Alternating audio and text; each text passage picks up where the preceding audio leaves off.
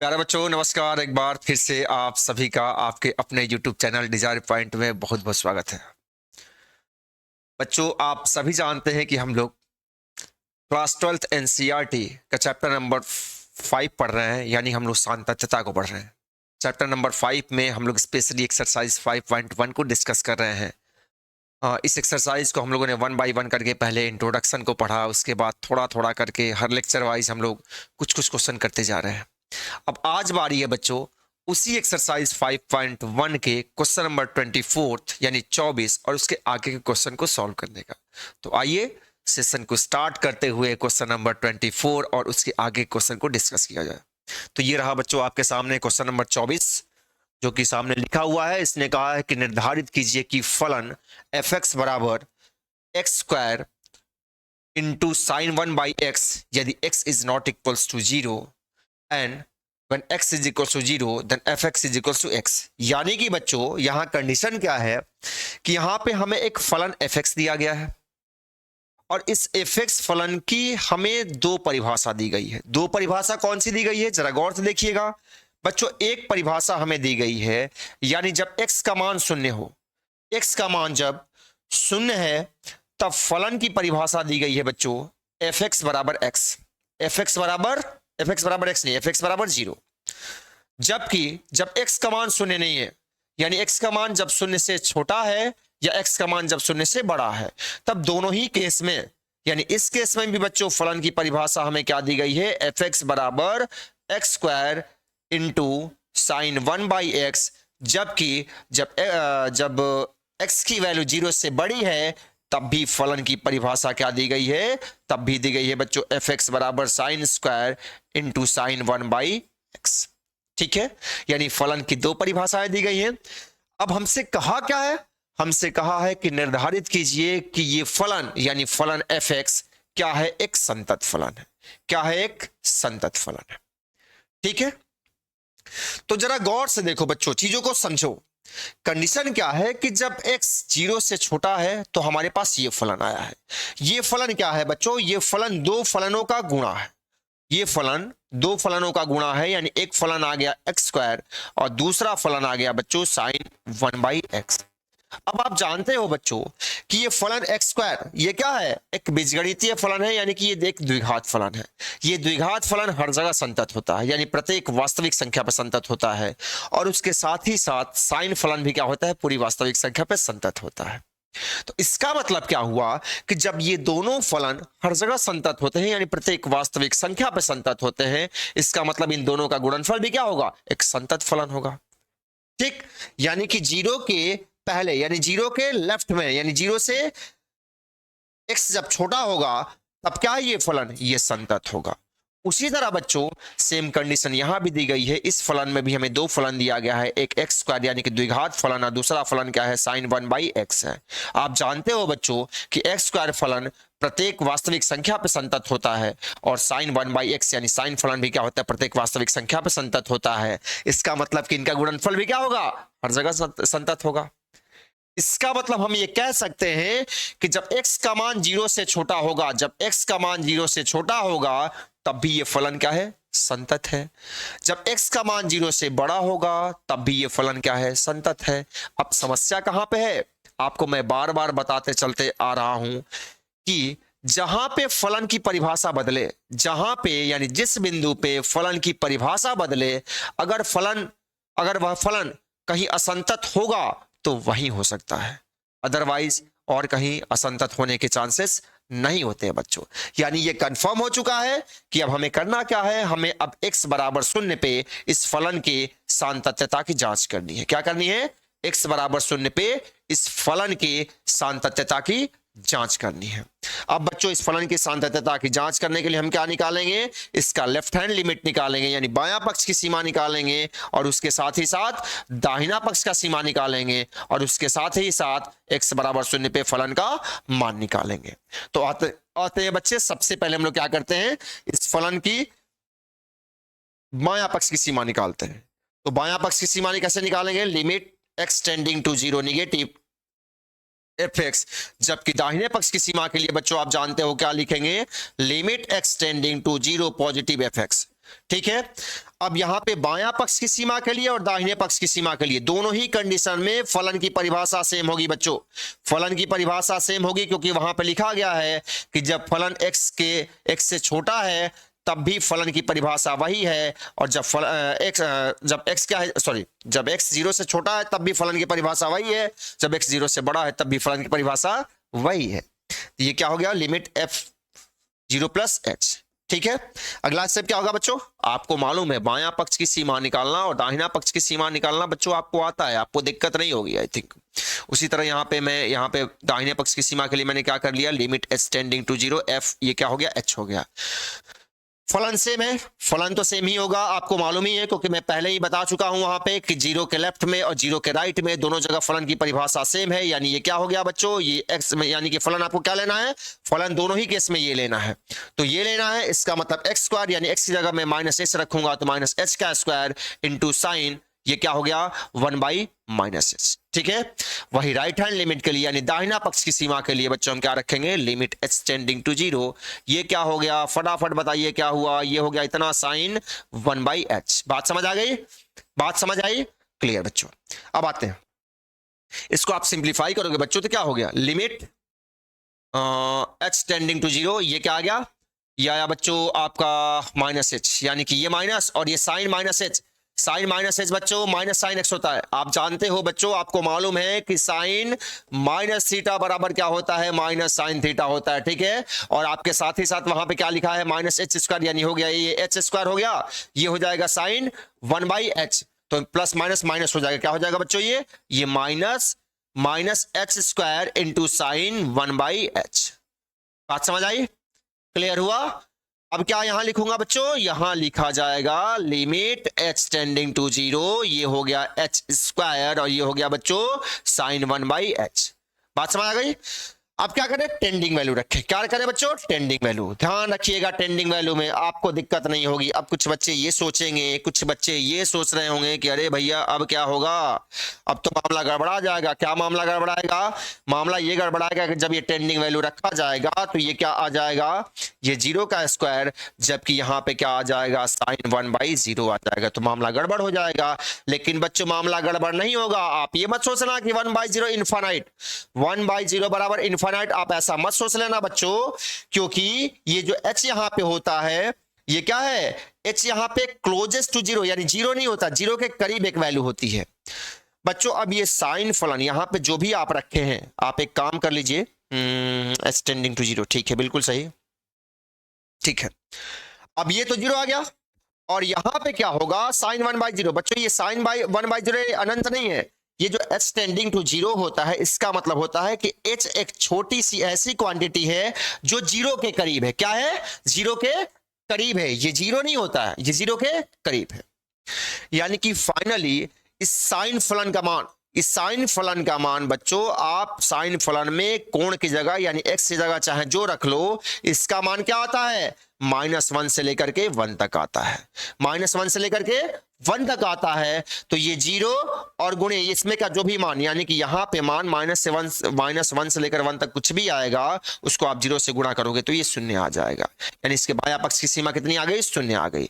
जबकि उसी तरह बच्चों यहां पे आप दाहिना पक्ष की सीमा निकालोगे तो ये कितना आ गया, 0 गुणे यहां पे कोई भी ऑस्किलेटिंग वैल्यू -1 से 1 तक आएगी तो ये क्या आ गया, 0 आ गया। बच्चों आपने क्या देखा, यहां पे इसकी बायां पक्ष की सीमा 0 आ चुकी है, दाहिने पक्ष की सीमा 0 आ चुकी है। अब क्या निकाल लिया जाए, अब निकाला जाए फलन का x बराबर 0 पे मान। तो जब x का मान 0 है बच्चों, जब x का मान 0 है तो फलन की परिभाषा fx बराबर 0 है। यानी ये क्या है, ये कैसे परिभाषित है, fx बराबर 0 के रूप में परिभाषित है। यहां बच्चों आप 0 रखोगे तो ये 0 आ गया। अब आपने देखा क्या, आपने क्या देखा बच्चों, आपने ये देखा कि यहां पे चूंकि लेफ्ट हैंड लिमिट बराबर राइट हैंड लिमिट बराबर f0 यानी x बराबर 0 पे फलन का मान तीनों बराबर आ गए। इसका मतलब कि ये फलन क्या है, x बराबर 0 पे संतत है। अब भैया हम लोगों ने देखा था कि 0 के लेफ्ट में भी ये फलन क्या है, संतत है, 0 के राइट में भी फलन क्या है, संतत है, और x बराबर 0 पे भी ये फलन संतत हो गया। इसका मतलब आप ये कह सकते हो बच्चों, आप ये कह दीजिए कि अतः फलन fx क्या है, एक संतत फलन है, एक संतत फलन। बात समझ आई? क्लियर हुआ? तो इस तरह बच्चों इस फंक्शन के, इस फलन के सातत्यता की जांच हम लोग ऐसे कर सकते हैं। अब बच्चों हम लोग मूव करते हैं क्वेश्चन नंबर 25 की ओर। 25वां क्वेश्चन ये रहा आपके सामने, ये रहा आपके सामने। ये क्वेश्चन कह रहा है कि f के सातत्यता की जांच कीजिए जहां f निम्नलिखित प्रकार से परिभाषित है। बच्चों यहां पे फलन की परिभाषा दी गई है कि fx बराबर sin x minus cos x होगा, लेकिन कब? जब x is not equal to 0 हो। और फलन की परिभाषा यहां पे -1 है कि 1 है, जरा चेक कर लो। ये क्या है? एक सेकंड। हाँ, -1 ही है। और जब x का मान 0 होगा तो ये fx बराबर क्या हो जाएगा? -1 हो जाएगा। इस फलन की सातत्यता की जांच करनी है। जल्दी से बच्चों बिना टाइम वेस्ट किए फटाफट देख लिया जाए। जरा ध्यान से देखिए, ये रहा 0, x बराबर 0 पे, x बराबर 0 पे फलन की जो परिभाषा है वो है बच्चों fx बराबर -1। जबकि जब x 0 से छोटा हो, जब x 0 से छोटा हो यानी कि इधर का मामला हो, चाहे x 0 से बड़ा हो यानी कि इधर का मामला हो, दोनों ही केस में बच्चों फलन की परिभाषा क्या दी गई है? fx बराबर sin x minus cos x, sin x minus cos x, दोनों ही केस में दिया गया बच्चों, चाहे ये केस हो चाहे ये केस हो। यानी कि फलन की परिभाषा कहां बदल रही है? 0 पे। 0 के बाएं साइड फलन की परिभाषा कुछ और है, 0 के दाहिने साइड फलन की कुछ परिभाषा कुछ और है। इसका मतलब क्या होगा कि जरा गौर से देखिए, 0 के बाएं साइड, 0 के लेफ्ट में फलन की परिभाषा ये है। इसमें क्या है बच्चों? साइन फलन क्या होता है? प्रत्येक वास्तविक संख्या पर संतत होता है। और कॉस फलन क्या होता है? ये भी प्रत्येक वास्तविक संख्या पर संतत होता है। और हम जानते हैं कि दो संतत फलनों का अंतर भी क्या होता है? वो भी एक संतत फलन होता है। यानी कि तब ये क्या है? ये fx क्या है? इन दोनों फलनों का अंतर ही है ना। तो ये भी संतत और ये भी संतत। जब ये दोनों संतत, इसका मतलब दोनों का अंतर भी क्या होगा? संतत होगा। यानी fx भी क्या हो जाएगा? हर जगह संतत होगा। और हर जगह संतत की हमें बात नहीं करनी है, हमें बात करनी है परिभाषा कहां दी गई है? 0 के बाएं साइड। 0 से x का मान जब छोटा होगा तब, इसका मतलब कि इधर ये पूरा फलन क्या होगा? संतत होगा। और यही परिभाषा बच्चों इधर भी दी गई है, इसका मतलब कि इधर भी क्या होगा? ये फलन संतत होगा। ध्यान आपको आ रहा है? समझ आ रहा है? इधर क्या है? ये पूरा फलन संतत होगा और इधर भी ये पूरा फलन संतत होगा। अब बात कहां पे हो रही है? बात बच्चों हमें करनी है x बराबर 0 पे, क्योंकि x बराबर 0 पे फलन की परिभाषा बदल रही है। तो अब आप क्या करिए? आंख बंद करके बिल्कुल बिना कुछ सोचे आप x बराबर 0 पे इसके सातत्यता की जांच कर लीजिए। और सातत्यता की जांच करने के लिए आपको मालूम है कि आपको बायां पक्ष की सीमा निकालना होता है, और इसके साथ ही साथ आपको दाहिने पक्ष का सीमा निकालना होता है, और उसके साथ ही साथ आपको x बराबर 0 पे मान निकालना होता है। तो आते हैं बच्चों, जल्दी से फटाफट इसको सॉल्व कर लेते हैं। क्या होगा यहाँ पे? जरा देखिएगा गौर से। Limit x tending to 0 negative, बायां पक्ष की सीमा निकाल रहा हूं बच्चों। Limit x tending to x negative fx, यहां पे क्या लिखूंगा? यहां पे लिखा जाएगा limit x tending to 0 positive fx, 0 positive fx। अब बच्चों एक काम करता हूं, ये जो फलन दिया है ये क्या है? ये हमारे पास एक बीजगणितीय फलन है, यानी कि यहाँ पे अपॉन में यानी बटे में कुछ नहीं आ रहा है। जब बटा में आता है तो थोड़ा सा हमारे फलन का 0/0 फॉर्म के होने का चांसेस होता है। ये इसको हम लोग बोलते हैं इनडिटर्मिनेंट फॉर्म। क्या बोलते हैं? Indeterminate form. लास्ट वाले क्वेश्चन में ऐसी पॉसिबिलिटी थी, यहाँ पे 1/x आया था, यहाँ पे इनडिटर्मिनेंट फॉर्म होने की पॉसिबिलिटी थी। इसलिए मैंने क्या काम किया कि यहाँ पे हमें जैसे ये पूरा प्रोसेस करना पड़ा था, हमें टेंडिंग टू 0 लेना पड़ा था। बट उस क्वेश्चन में ऐसा कुछ नहीं है बच्चों, ऐसा कुछ नहीं है। इसका मतलब क्या करेंगे? हम डायरेक्ट सब्स्टिट्यूशन कर देंगे। भले हम दोनों फलनों के लिए अलग अलग परिभाषा, अलग अलग चीजें लेंगे, बट हम करेंगे डायरेक्ट सब्स्टिट्यूशन। यहाँ क्या करूंगा हम लोग करेंगे बच्चों? लिमिट x टेंडिंग टू 0, फलन fx क्या है बच्चों? ये है sin x minus cos x। क्या है? sin x minus cos x। जबकि दाहिना पक्ष की सीमा के लिए बच्चों क्या करेंगे? लिमिट x टेंडिंग टू 0, ये क्या हो गया? sin x minus cos x, sin x minus cos x। ठीक है, अब जरा गौर से देखिए। अब डायरेक्ट टेंडिंग वैल्यू रखिए। डायरेक्ट बच्चों टेंडिंग वैल्यू रखोगे तो ये sin 0 और ये क्या हो गया आपका cos 0। ठीक है, sin 0 का मान बच्चों 0, cos 0 का मान -1। ठीक है, सॉरी 1, तो ये कितना आ गया? -1 आ गया। यहां अगर आप वैल्यू रखोगे बच्चों तो ये sin 0 माइनस cos 0 ये हो गया, यानी ये sin 0 का मान 0 और इसका 1, ये आ गया -1। अब बच्चों आपने क्या देखा? बायां पक्ष की सीमा -1, दाहिना पक्ष की सीमा -1, और ऑलरेडी x बराबर 0 पर फलन का मान बच्चों -1 दे रखा है। आप जानते हो यहां पे दे रखा है कि चूंकि x बराबर 0 पर इस फलन का मान क्या है? fx बराबर -1 है। ठीक है, तो बच्चों अब आप ये कह सकते हो कि चूंकि इसका x बराबर 0 पे लेफ्ट हैंड लिमिट बराबर राइट हैंड लिमिट बराबर x बराबर 0 पे मान यानी f0 तीनों बराबर आ गए। इसका मतलब क्या है कि ये फलन, अतः यह फलन क्या है, x बराबर 0 पर संतत है। x बराबर 0 पे fx क्या है, संतत है। x बराबर 0 पे फलन क्या है, संतत है। जहां हमें डाउट था, हमें डाउट कहां था, हमें बच्चों डाउट था x बराबर 0 पे। यही हमें डाउट था कि हो सकता है ये फलन यहाँ पे असंतत हो जाए, बट x बराबर 0 पे क्या है, ये फलन संतत है। हमने देखा था कि x के जीरो के बाएं साइड, जीरो के बाएं भी क्या है, ये फलन संतत है। जीरो के दाहिने साइड भी ये फलन संतत है और x बराबर 0 पे भी ये फलन संतत है। अतः आप ये कह सकते हो बच्चों, अतः आप फाइनली ये कह दीजिए कि अतः fx क्या है, एक संतत फलन है। fx एक संतत फलन है। fx एक संतत फलन है। बात समझ आई बच्चों? मुझे उम्मीद है आपको इस क्वेश्चन का सॉल्यूशन समझ में आ गया होगा। ये भी क्वेश्चन बिल्कुल बच्चों क्वेश्चन नंबर 24 की तरह ही था, यानी 24वें क्वेश्चन की तरह था। ये 25वां फिनिश हुआ। अब हम लोग चलते हैं क्वेश्चन नंबर नेक्स्ट की ओर। अगला क्वेश्चन देखा जाए बच्चों, ये क्वेश्चन बिल्कुल अलग टाइप का आ गया, यानी कि इसमें कह रहा है कि प्रश्न संख्या 25 से 29 तक में, प्रश्न संख्या 25 से 29 तक में के मानों को ज्ञात कीजिए। हमें के मानों को ज्ञात करना है ताकि प्रदत्त फलन यानी कि दिया गया फलन निर्दिष्ट बिंदु पर संतत हो, यानी कि दिए गए बिंदु पर संतत है। यानी कि बच्चों question number 26, question number 27, question number 28, question number 29, इन सभी क्वेश्चन में फलन की जो परिभाषा दी गई है वो फलन की परिभाषा एक दिए गए बिंदु पे संतत है। उसने पहले ही बता रखा कि वो संतत है। और अब आपको क्या करना है कि इसमें के का मान ज्ञात करना है, यानी फलन में के एक वेरिएबल दिया गया है, के एक अननोन वैल्यू दी गई है, उसके अननोन वैल्यू की आपको वैल्यू फाइंड आउट करना है। लेकिन वो दे रखा है, यानी कि किसी गिवन पॉइंट पे, यानी जैसे इसी क्वेश्चन को आप ले लीजिए तो x बराबर π/2 पे ये फलन क्या है, संतत है। जब x बराबर π/2 पे ये फलन संतत है, इसका मतलब क्या हुआ, इसका मतलब तो यही हुआ ना कि x बराबर 0 पर, x बराबर 0 पे इसके बायां पक्ष की सीमा, x बराबर 0 पे नहीं, x बराबर π/2 पे इसके बायां पक्ष की सीमा बराबर x बराबर π/2 पे इसके दाहिने पक्ष की सीमा बराबर x बराबर π/2 पे फलन का मान तीनों बराबर होगा, बिल्कुल बराबर होगा, तभी तो ये संतत होगा। तो बच्चों बस क्या करना है, इसी समीकरण को आपको हल कर देना है और हल करने के बाद आपको के का मान निकाल देना है, यानी फाइनली आपको चीजों को इसी में रखना है। अब आइए, अब अलग अलग इसके बायां पक्ष की सीमा, दाहिना पक्ष की सीमा और x बराबर π/2 पे मान निकाल लेते हैं। ठीक है, तो आते हैं बच्चों, आते हैं। इसके लिए मैं एक नया पेज ले लेता हूं, ठीक है, उसके बाद मैं आपको बताता हूं। आइए, x बराबर π/2 पे, x बराबर π/2 पे इस फलन का मैं निकाल रहा हूं बायां पक्ष की सीमा, ठीक है। उसके साथ ही साथ बच्चों मैं निकाल रहा हूं दाहिना पक्ष की सीमा और फिर हम x बराबर π/2 पे मान निकाल लेंगे।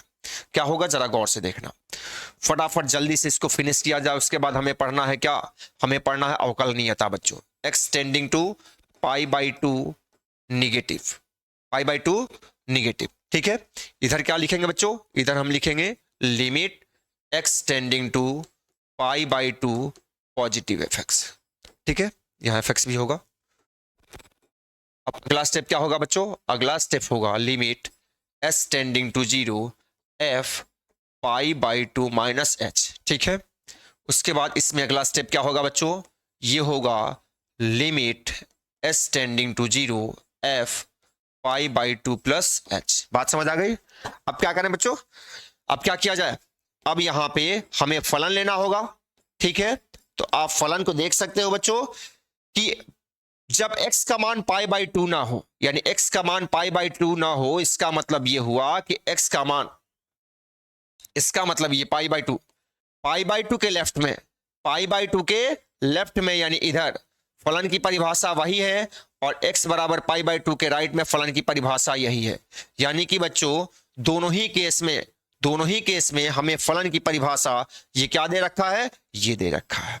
यानी कि बायां पक्ष की सीमा के लिए भी यही परिभाषा लेना होगा और दाहिने पक्ष की सीमा के लिए भी हमें यही परिभाषा लेना होगा।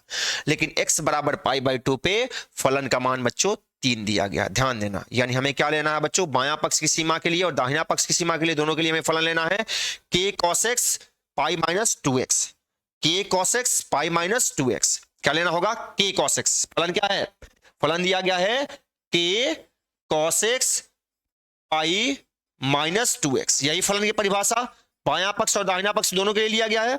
तो क्या लिखेंगे बच्चों, यहां पे क्या लिखा जाएगा, अब जहां जहां x है फलन में जहां जहां x है वहां वहां हमें π/2 माइनस s रखना होगा, किसमें, बायां पक्ष की सीमा में। यानी कि बच्चों ये हो गया k cos π/2 minus h upon, नीचे क्या है बच्चों, पाई तो एज इट इज रह जाएगा, -2 ये हो जाएगा बच्चों π/2 माइनस h।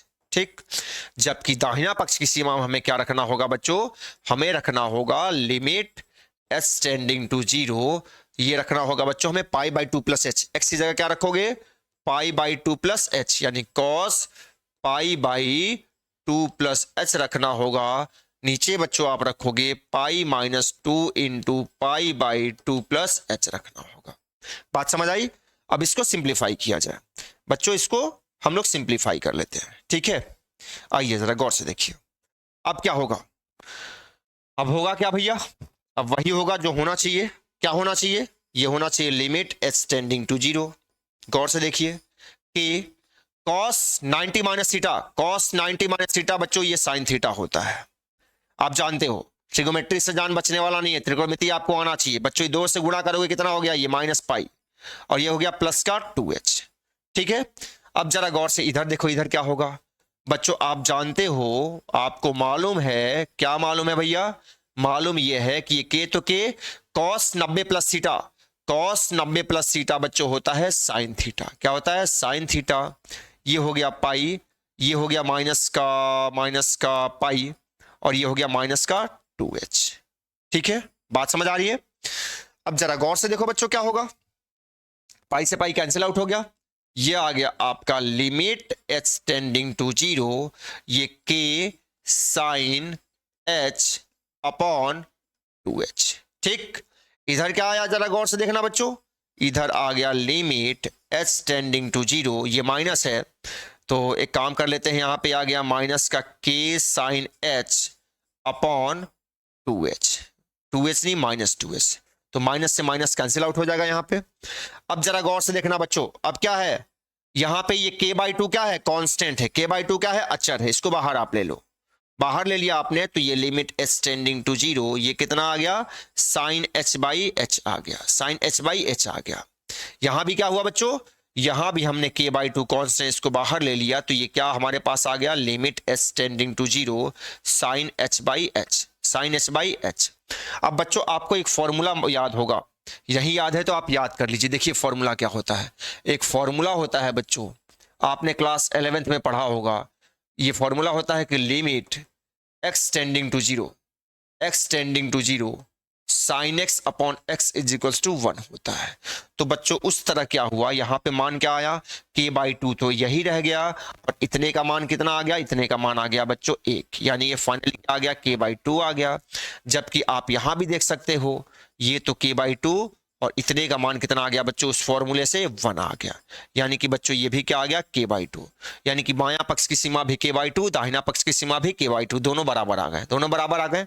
अब करना क्या है हमें, अब करना है हमें कि हम जानते हैं, ये कहा गया इस फलन में कि ये फलन x बराबर π/2 पे संतत है, यानी कि हम लोग पहले ही इस बात को डिस्कस कर चुके हैं कि इसका मतलब कि इस फलन का x बराबर π/2 पे बायां पक्ष की सीमा बराबर दाहिना पक्ष की सीमा बराबर f बराबर π/2 पे मान, तीनों क्या होंगे, बराबर होंगे। तो बच्चों हमने देखा कि दोनों सीमा यानी बायां पक्ष की सीमा और दाहिना पक्ष की सीमा दोनों k/2 आ चुका है, दोनों k/2 आ चुका है।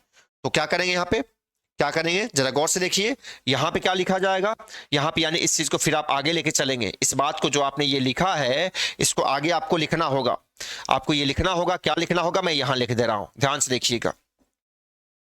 आपको लिखना होगा कि चूंकि x बराबर π/2 पर x बराबर π/2 पे fx संतत है, fx संतत है, इसका मतलब क्या हुआ, इसका मतलब ये हुआ कि limit x tending to π/2 negative fx बराबर limit x tending to π/2 positive fx बराबर f π/2, तीनों बराबर होंगे।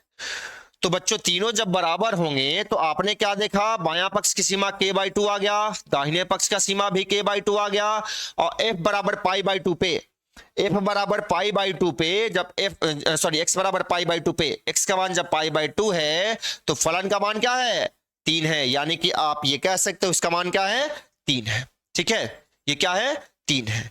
अब क्या करना होगा बच्चों हमें, अब इन दोनों में से किसी एक को लेकर सॉल्व कर दीजिए। अब आप क्या लिख दोगे k बाई 2 बराबर 3, यानी कि बच्चों k का मान क्या आ गया 6 आ गया। k का मान कितना आया बच्चों, k का मान 6 आ गया।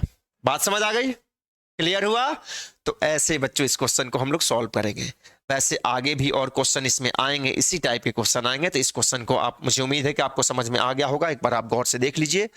अब बच्चों में मुफ्त यही क्वेश्चन था आपका, ठीक है, तो ध्यान से देख लीजिए। हमें 25 से लेकर के 29 तक के ऐसे ही क्वेश्चन आएंगे। अब हम लोग अगले क्वेश्चन की ओर मूव करते हैं और अगला क्वेश्चन भी बच्चों फटाफट हम लोग देख लेते हैं।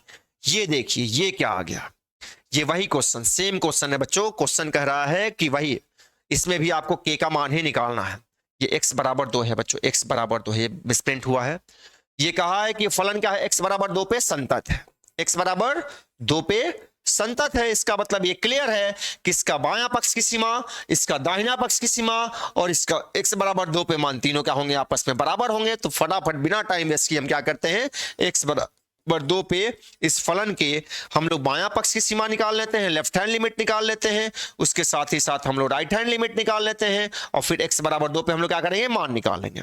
तीनों निकालने के बाद फटाफट हम लोग इसको इक्वल दिखा करके k का मान निकाल लेंगे। तो आइए बच्चों क्या होगा, यहाँ पे limit x tending to 2 negative fx, यहां पे दाहिने पक्ष की सीमा में क्या लिखोगे बच्चों आप, limit x tending to 2 positive fx। बात समझ आ गई। यहां से आप आगे बढ़ोगे तो लिमिट x टेंडिंग टू, देखिए मैं यहां पे बच्चों डायरेक्ट सब्स्टिट्यूशन कर दे रहा हूं, डायरेक्ट यहां पे x टेंडिंग टू 0 मैं नहीं लिख रहा हूं, क्योंकि बच्चों ये क्या है, अलजेब्रिक फंक्शन है, यानी कि ये द्विघात फलन है, क्वाड्रेटिक फंक्शन है, तो इसलिए आप जानते हैं वो हर जगह संतत होता है, इसलिए आप यहां पे डायरेक्ट सब्स्टिट्यूशन कर सकते हो। मैं इंट्रोडक्शन पार्ट में ऑलरेडी आपको बता चुका हूं कि कहां पे किस फलन की सीमा निकालने के लिए आप कौन सा मेथड यूज करोगे। ठीक है, तो बहुत क्वेश्चन को लेन देन नहीं बनाना है। अगर डायरेक्ट सब्स्टिट्यूशन से सीमा का मान आ जा रहा है तो आपको वहां पे x टेंडिंग टू 0 नहीं करना है, यानी आप डायरेक्ट सब्स्टिट्यूशन कर लीजिए। तो आते हैं बच्चों, इसलिए मैंने यहां पे x टेंडिंग टू 0 नहीं किया। अब फलन क्या है, बायां देखिए, जब x 2 से छोटा होगा, x जब, देखिए जरा गौर से देखना बच्चों, फलन की परिभाषा कैसे दी गई है, फलन की परिभाषा ये दी गई है, ये 2 है, 2 के बाएं साइड, यानी x का मान जब 2 के बराबर या 2 से छोटा होगा तो फलन की परिभाषा क्या दी गई है, ये दी गई है बच्चों x बराबर kx²। ठीक है, और वही जब x का मान 2 से बड़ा होगा तो फलन की परिभाषा बच्चों दी गई है क्या, fx बराबर 3। यानी कि बायां पक्ष की सीमा के लिए, यानी कि लेफ्ट हैंड लिमिट के लिए हमें फंक्शन की ये परिभाषा यूज करनी होगी, किसके लिए, लेफ्ट हैंड लिमिट के लिए, जबकि राइट हैंड लिमिट के लिए बच्चों हमें फंक्शन की ये परिभाषा यूज करना होगा। उसके साथ ही साथ x बराबर 2 पे मान के लिए, x बराबर 2 पे मान के लिए देखिए, जब x का मान 2 के बराबर या 2 से छोटा है तो यही परिभाषा, यानी x बराबर 2 पे मान के लिए हमें किस फलन को यूज करना होगा, हमें फलन की यही परिभाषा यूज करनी होगी बच्चों, यही परिभाषा। बात समझ आ गई। तो चीजें मैं क्लियर कर चुका हूं, अब आप इसी चीज को लेकर के आगे बढ़िए। आइए देखते हैं, हम सब मिलकर क्वेश्चन को सॉल्व करें। तो क्या होगा, फलन कौन सा लिया जाए, बायां पक्ष की सीमा के लिए हमें फलन लेना होगा बच्चों kx²। ठीक है, जबकि दाहिने पक्ष की सीमा के लिए बच्चों हमें फलन लेना होगा कौन सा, fx बराबर 3, यानी यहां क्या रखोगे, ये अचर फलन है, 3 ही रखना होगा। ये टेंडिंग वैल्यू रखी जाए, टेंडिंग वैल्यू रखूंगा बच्चों तो k और ये 2 का स्क्वायर, यानी कि बच्चों ये आ गया 4k। ठीक है, और दाहिने पक्ष की सीमा के लिए भैया ये तो अचर फलन, इसमें तो कुछ रखा ही नहीं जाएगा, यानी ये 3 ही आ जाएगा। अब क्या निकालना है, अब बच्चों हमें निकालना है x बराबर 2 पे, अब हमें निकालना है x बराबर 2 पे फलन का मान। x बराबर 2 पे फलन के मान के लिए हमें यही परिभाषा लेनी होगी फलन की, fx बराबर kx² लेना होगा, यानी कि बच्चों जब x बराबर 2 पे मान निकालूंगा तो ये क्या आ गया, k इंटू 2 का स्क्वायर, 2 का स्क्वायर यानी कि 4k आ गया। ठीक है, अब क्या होगा, अब क्या होगा, अब यही होगा कि ये लिखा गया यहां पे, ये बताया गया है कि चूंकि x बराबर 2 पे फलन क्या है, फलन संतत है, fx फलन क्या है, संतत है। इसका मतलब कि x बराबर 2 पे बायां पक्ष की सीमा, x tending to 0 negative fx बराबर limit x tending to 0 positive 2 negative 2 positive fx बराबर f2। ठीक है बच्चों, तीनों बराबर होंगे। जब तीनों बराबर होंगे तो रखिए मान, भैया बायां पक्ष का मान कितना आया है, 4k आया, 4k आप देख सकते हैं ये 4k है। दाहिना पक्ष का मान कितना आया है, दाहिना पक्ष का मान बच्चों आ गया है 3, ये 3 आया है, बराबर 3। और x बराबर 2 पे मान कितना आया है, 4k आया है, ये 4k आ गया। अब बच्चों इन दो तीनों में से किसी दो को इक्वेट कर दीजिए, यानी कि 4k बराबर 3, यानी कि बच्चों क्या आ गया, k बराबर आ गया 3/4, k बराबर 3/4। तो ये रहा बच्चों आंसर। आई थिंक आंसर आ चुका है, तो आप आंसर को देख सकते हैं। यही रहा इस क्वेश्चन का आंसर। फिर हम लोग बढ़ेंगे आगे की ओर। बच्चों अगर आपको कोई समस्या होती है तो आप कमेंट जरूर करिए और पढ़ाई करते रहिए। चैनल के बारे में दोस्तों को भी बताइए ताकि सभी लोग इसका फ़ायदा उठा सकें, आसानी से चीज़ें आपको समझ में आए। ठीक है बच्चों, तो चलें अब मैं मूव करता हूं बच्चों क्वेश्चन नंबर आगे चलता हूं बच्चों। ये क्वेश्चन नंबर 27 है। अब हम लोग मूव करेंगे बच्चों क्वेश्चन नंबर 28 की। नेक्स्ट क्वेश्चन, अगला क्वेश्चन ये रहा आपके सामने। क्वेश्चन नंबर 28 देखिए। क्वेश्चन नंबर 28 क्या कर रहा है, कि आपको एक फलन दिया गया है एफ एक्स बराबर के एक्स प्लस 1 यदि एक्स क्या हो, पाई के बराबर या पाई से छोटा हो, और एफ एक्स बराबर कॉस एक्स यदि एक्स क्या हो, पाई से बड़ा हो, द्वारा परिभाषित फलन एक्स बराबर पाई पर क्या है, एक्स बराबर पाई पे संतत है। एक्स बराबर पाई पे संतत है, तब आपको क्या करना है, यहाँ पे के का मान बताना है, के का मान बताना है।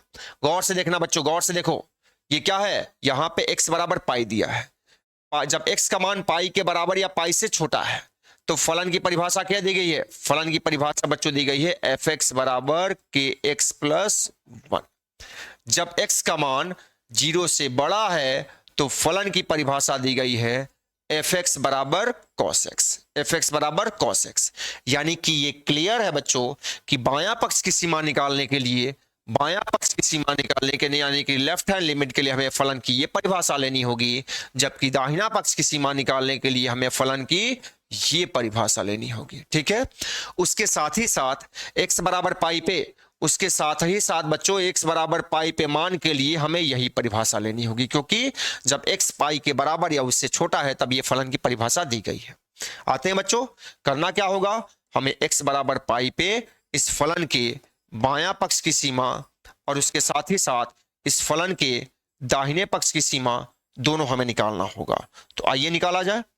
इसको निकालने के लिए क्या होगा, यहां पे ये क्या हो गया, ये limit x tending to pi by pi negative f x, यहां पे क्या होगा, ये हुआ limit x tending to pi positive f x. ठीक है, आगे आगे क्या हो जाएगा, आगे अब आपको बस वही फलन लेना है, यानी कि लिमिट x टेंडिंग टू पाई। अब आप पाई कर लीजिए, यहाँ पे s टेंडिंग टू 0 नहीं रख रहा हूँ, डायरेक्ट सब्स्टिट्यूशन से निकाल रहा हूँ।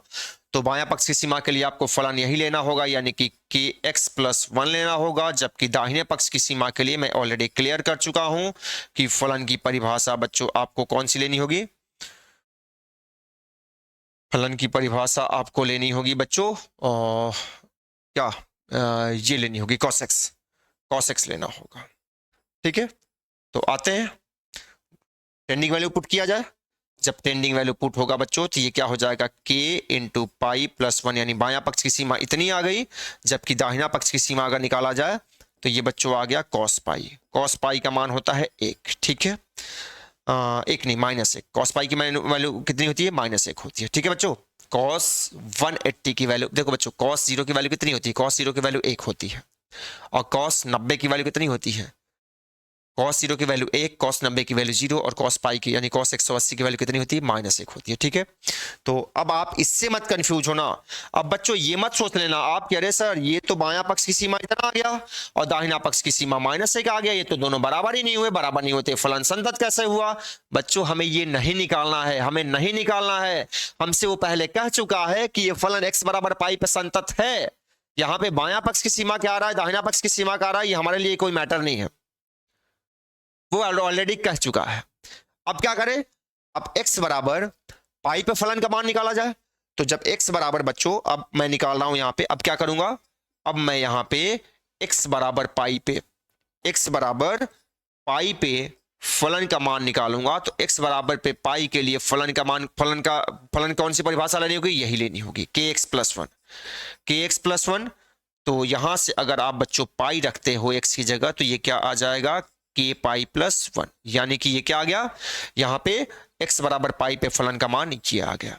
अब चूंकि ऑलरेडी ये दे रखा है, ये पहले से ये कहा गया है कि चूंकि फलन fx x बराबर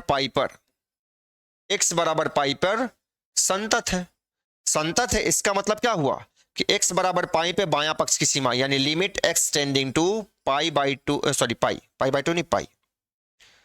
पाई निगेटिव fx बराबर इसकी दायां पक्ष की सीमा बराबर f पाई यानी कि x बराबर पाई पे मान तीनों क्या होना चाहिए, बराबर होना चाहिए। रख दो बच्चों, बराबर रख दीजिए, जो आपने फाइंड करा उसको बराबर रखिए। बायां पक्ष की सीमा क्या है बच्चों, यहां पे बायां पक्ष की सीमा है k पाई+1, दाहिना पक्ष का सीमा क्या है, -1, क्या है -1, और ये x बराबर पाई पे मान क्या है, k पाई+1। अब इन तीनों में से किसी दो को आप इक्वल करके आंसर निकाल लीजिए बच्चों। तो ये क्या आया, मैंने इन दोनों को रख ले रहा हूं, k पाई+1 बराबर -1। तो बच्चों ये k पाई बराबर कितना आ गया, 1 और ये -1, यानी कि k पाई बराबर -2, यानी कि बच्चों पाई बराबर k का मान निकालना है, पाई का मान नहीं निकालना, हमें क्या निकालना है, k का मान निकालना है। तो k बराबर हो गया बच्चों, ये हो गया -2/पाई, यही आया बच्चों k का मान। यही क्या आ गया, ये आ गया बच्चों, यहां पे क्या आया, ये आ गया पाई का मान आ गया। बात समझ आ गई, क्लियर हो गया। उम्मीद है बच्चों आपको इस क्वेश्चन का सॉल्यूशन समझ में आ गया होगा। इसकी वैल्यू कितनी आ गई, -2/पाई। एक बार थोड़ा सा मैं चेक कर लूं, रुके रहिएगा, थोड़ा सा देख लिया जाए, उसके बाद फिर आगे बढ़ता हूं बच्चों। थोड़ा सा आप वेट कर लो। क्वेश्चन नंबर कौन सा है, क्वेश्चन नंबर आई थिंक है ये 28 5.1 बिल्कुल सही बच्चों, बिल्कुल आंसर बिल्कुल सही है, ये आपका आंसर मैच कर गया। अब बच्चों हम लोग मूव करते हैं कहां पे, अब हम लोग चलते हैं क्वेश्चन नंबर नेक्स्ट की ओर। आइए, अब क्वेश्चन नंबर नेक्स्ट बच्चों ये रहा आपके सामने। बच्चों ये भी सेम क्वेश्चन है, वही क्वेश्चन आपसे बोला गया है कि क्वेश्चन नंबर 25 से 29 तक के प्रश्नों में फलन दिए गए बिंदुओं पर, यानी कि वहां पे जो निर्दिष्ट बिंदु दिया गया है उस पर संतत है और इस कंडीशन में आपको k का मान निकालना है। तो बच्चों हमने 25, 26, 27 और ये क्वेश्चन नंबर 27, 28 तक हमने क्वेश्चन कर लिया। 29 क्वेश्चन उसी टाइप का है, मैं आपके लिए स्किप कर देना हूँ, आपके लिए छोड़ देना हूँ, आप इसको कर लीजिएगा। अब बच्चों मैं मूव कर रहा हूँ क्वेश्चन नंबर 30 की ओर। ये देखिए ये क्वेश्चन क्या कर रहा है, ये क्वेश्चन काफी बढ़िया है, अच्छे से देखिएगा। इस टाइप के क्वेश्चन को हम लोग पहले कर चुके हैं, तो जरा गौर से देखिए फिर आगे क्या होता है। चलते हैं, क्वेश्चन कह रहा है बच्चों कि ए तथा बी के मानों को ज्ञात कीजिए। हमें क्या करना है, हमें ए तथा बी के मान ज्ञात करने हैं, ए तथा बी के मान ज्ञात करने हैं, ताकि यहां पे हमें फलन दिया गया है। फलन की बच्चों 3 अलग अलग परिभाषाएं दी गई हैं। 3 अलग अलग परिभाषाएं क्या दी गई हैं, जरा हम लोग सबसे पहले परिभाषा को देख लेते हैं, जरा गौर से देखिए। यहां पे एक परिभाषा 2 के बाएं और 2 के दाहिने अलग अलग दिया गया है, यानी कि ये 2 है। उसके साथ ही साथ 10 के बाएं और 10 के दाहिने, यानी कि बच्चों ये 10 है। ठीक है, जरा गौर से देखिएगा। जब x का मान बच्चों 2 के बराबर या 2 से छोटा है, तो फलन की परिभाषा, तो बच्चों फलन की परिभाषा क्या दी गई है, fx बराबर -5। ये क्या दी गई है, fx बराबर -5। ठीक है, लेकिन जब x का मान 2 से बड़ा हो और 10 से छोटा हो, 2 से बड़ा और 10 से छोटा हो, तब बच्चों फलन की परिभाषा क्या दी गई है, ये दिया गया है fx बराबर ax प्लस b। ठीक है, जबकि जब x का मान 2 से बड़ा हो तो फलन की परिभाषा बच्चों क्या दी गई है, fx बराबर 21 दी गई है, fx बराबर 21 दी गई है। ठीक है, तो हमें यहां पे 3 अलग अलग परिभाषाएं दी गई हैं। ठीक है, क्वेश्चन को देख लेते हैं, एक बार कंफर्म कर लेते हैं कि क्वेश्चन कहीं मिसप्रिंट तो नहीं हुआ है। बिल्कुल नहीं बच्चों, बिल्कुल क्वेश्चन सही है। 2 के बराबर, हाँ बच्चों क्वेश्चन बिल्कुल सही है, हम ऐसे इसको सॉल्व करेंगे। अब कंडीशन क्या है क्वेश्चन में बच्चों, आप देख सकते हो कि 2 पे x बराबर 2 पे फलन की परिभाषा बदल रही है। 2 के बाएं साइड फलन की परिभाषा कुछ और है, 2 के दाहिने साइड फलन की परिभाषा कुछ और है। उसके साथ ही साथ 10 के बाएं साइड फलन की परिभाषा कुछ और है और 10 के दाहिने साइड फलन की परिभाषा कुछ और है। यानी कि इस फलन की सांतत्यता की जांच, यानी सॉरी सांतत्यता की जांच नहीं, यानी आप ये कह सकते हो कि इस फलन में हमें x बराबर 2 और x बराबर 10 पे दो जगह इसके हमें क्या निकालना होगा, इसकी सांतत्यता, यानी इसके सॉरी लिमिट निकालना होगा। यानी एक तरह से आप कह सकते हैं कि इसकी सांतत्यता की जांच तो नहीं करनी है, बट हम काम वही करेंगे क्योंकि हमें a और b का मान निकालना है। तो एक बार हम ये कह सकते हैं, हम यहाँ पे ऐसे जब भी आपके सामने ऐसे क्वेश्चन आए तो आप क्या करेंगे, आप चुप मार के क्या करिए, आपको बस करना क्या है कि एक बार आप x बराबर 2 पे परिभाषा बदल रही है और एक बार आप बच्चों x बराबर 10 पे दोनों जगह इसका बायां पक्ष की सीमा, दाहिना पक्ष की सीमा और इन बिंदुओं पे मान ज्ञात कर लीजिए और मान ज्ञात करके यहीं पे आप उनको क्या इक्वल दिखा दीजिए। ठीक है, क्योंकि ये इसने तो कह रखा है कि ये फलन क्या है, संतत है। हमें सांतत्यता की जांच नहीं करनी है, हमें यहां पे सीमा या उन बिंदुओं पे फलन का मान सांतत्यता की जांच करने के लिए नहीं निकालना है, हमें क्वेश्चन में कंडीशन निकालने के लिए निकालना है, क्योंकि हमें यहां पे बच्चों ए और बी का मान ज्ञात करना है। ठीक है, तो आते हैं देखते हैं क्या किया जाए। बस वही बायां पक्ष की सीमा दाहिना पक्ष की सीमा निकाला जाए। यहां पे बच्चों मैं बात करता हूं बायां पक्ष की सीमा, यहां मैं बात करता हूं इसके दाहिने पक्ष की सीमा। ठीक है, और फिर यहां पे x बराबर 10 पे भी हम बात करेंगे इसकी ये बायां पक्ष की सीमा और ये हुआ बच्चों इसके दाहिना पक्ष की सीमा। ठीक है, जरा गौर से देखिएगा अब क्या होगा। अब आप देख सकते हैं कि किस पे x बराबर 2 पे निकालना है, तो आप बच्चों क्या लिखोगे, x tending to negative f x. यहां पे क्या करोगे आप, यहां पे करोगे limit x tending to positive f x. ठीक है, यहां से आगे बढ़ेंगे हम लोग बच्चों। तो देखिए मैं यहां पे डायरेक्ट सब्स्टिट्यूशन से ही लिमिट निकाल रहा हूं, क्योंकि यहां पे जो हमारे पास फलन दिए गए हैं वो सारे क्या है, अलजेब्रिक फलन यानी बीजगणितीय फलन, तो कोई दिक्कत नहीं है। x बराबर 2 पे बच्चों बायां पक्ष की सीमा के लिए हमें ये फलन लेना होगा, जबकि दाहिने पक्ष की सीमा के लिए हमें ये फलन लेना होगा। ठीक है, तो जरा गौर से देखिए, fx बराबर -5 है ना, यानी हमें क्या लेना है, यहाँ पे क्या लेना होगा, fx बराबर -5, यानी fx की जगह क्या रखूंगा बच्चों हम लोग -5, जबकि दाहिना पक्ष की सीमा के लिए हमें क्या रखना होगा, ये लिमिट x टेंडिंग टू 2।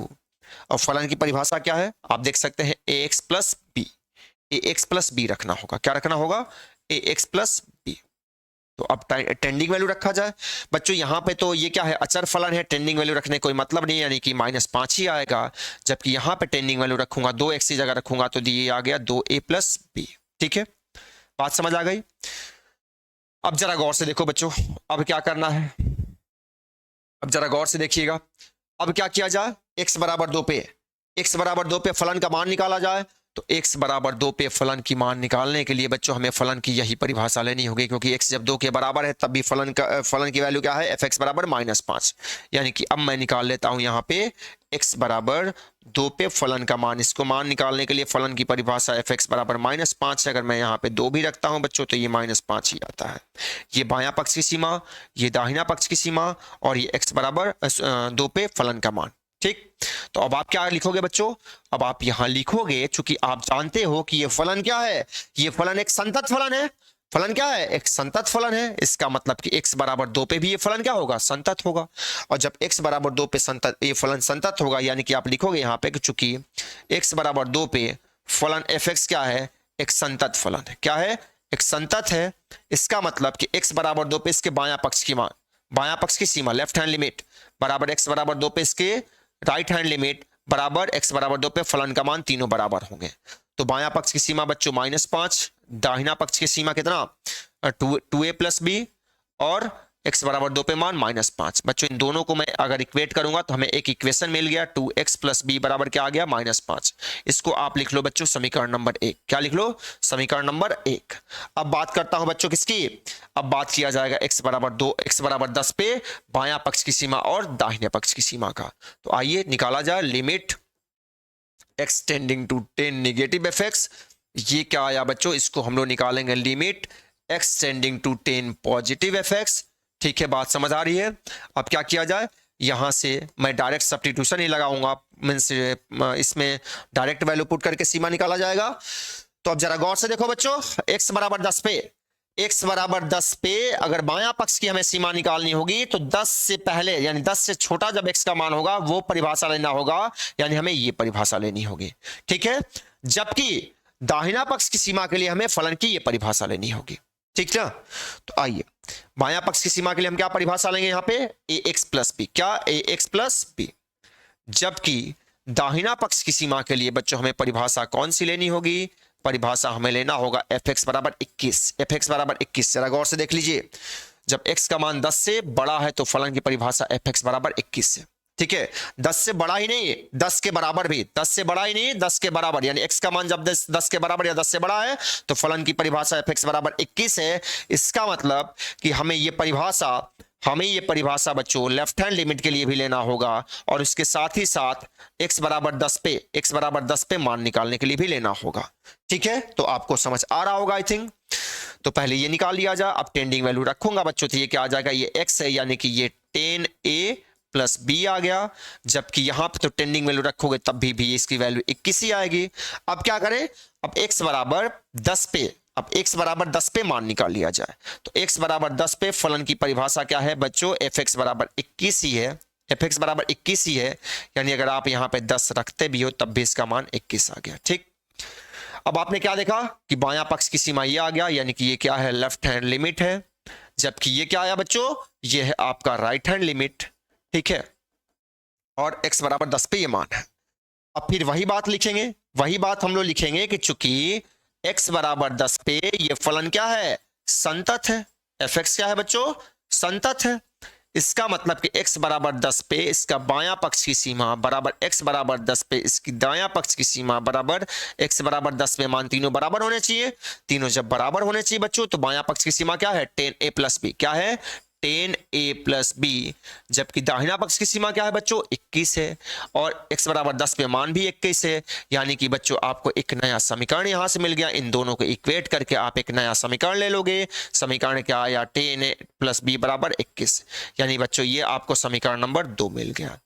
अब आपको दो चर यानी a और b का मान निकालना है, तो दो चर का मान निकालने के लिए आपके पास दो समीकरण का होना भी जरूरी है। तो मिल गया बच्चों ये आपका समीकरण नंबर 1, वो समीकरण नंबर 2, दोनों को हल करके आप a और b का मान निकाल लीजिए।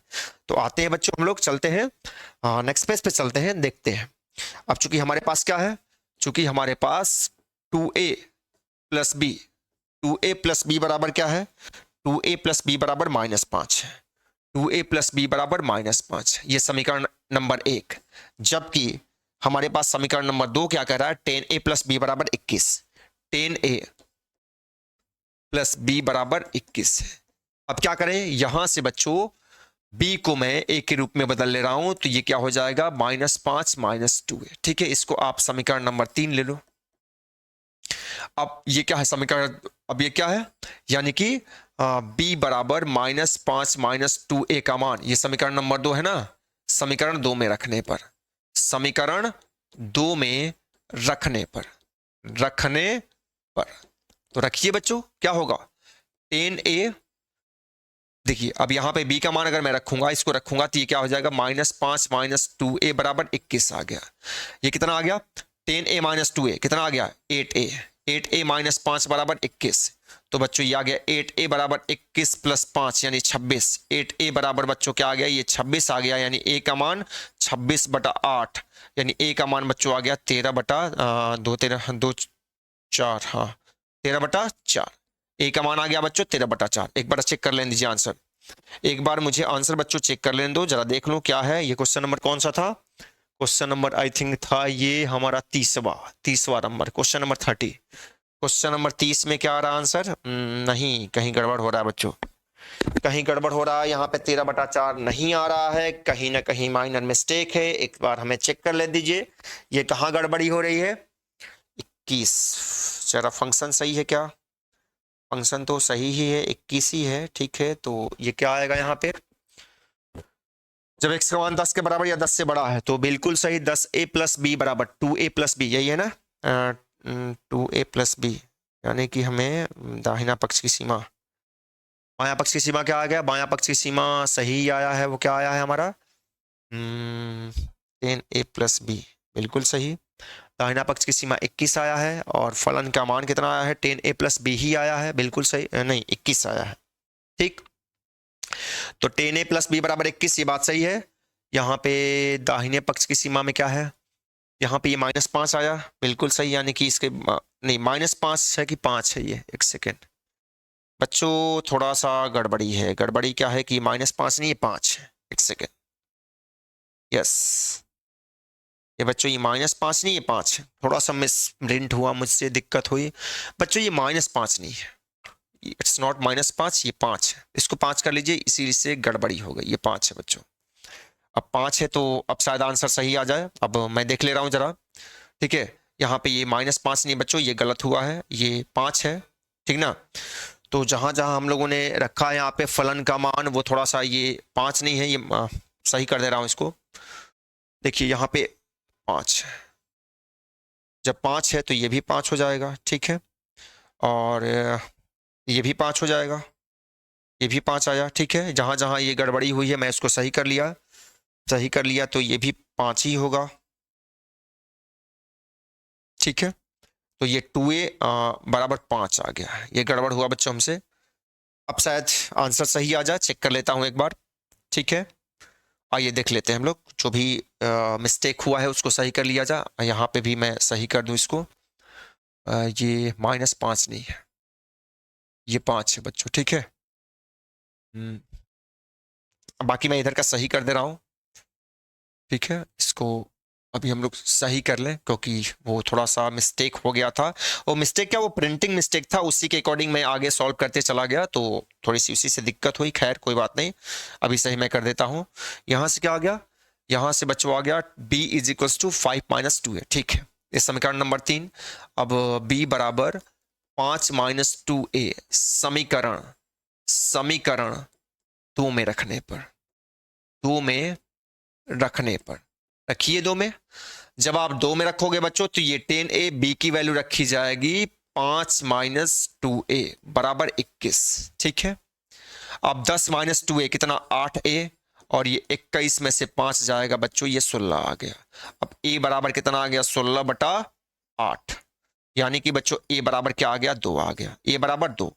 अब a बराबर 2 क्या करोगे, अब a बराबर 2 समीकरण 3 में रखने पर, समीकरण 3 में रखने पर, तो समीकरण 3 बच्चों आपके सामने ये दिख रहा है, यानी कि b बराबर 5 - 2a, तो b बराबर बच्चों 5 - 2 × 2, यानी b का मान बच्चों 1 आ गया।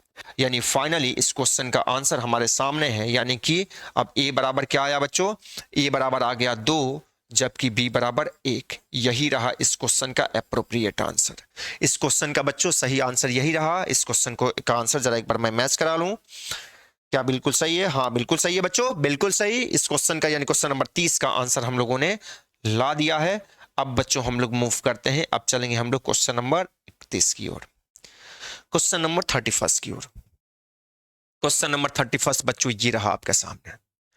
ये क्वेश्चन भी बच्चों, ये क्वेश्चन नंबर 31 की जहां तक बात है, ये भी क्वेश्चन बिल्कुल अलग टाइप का है बच्चों। अब तक आपने जो भी क्वेश्चंस करे हुए हैं, इन सारे क्वेश्चन से ये क्वेश्चन अलग हट के आया हुआ है।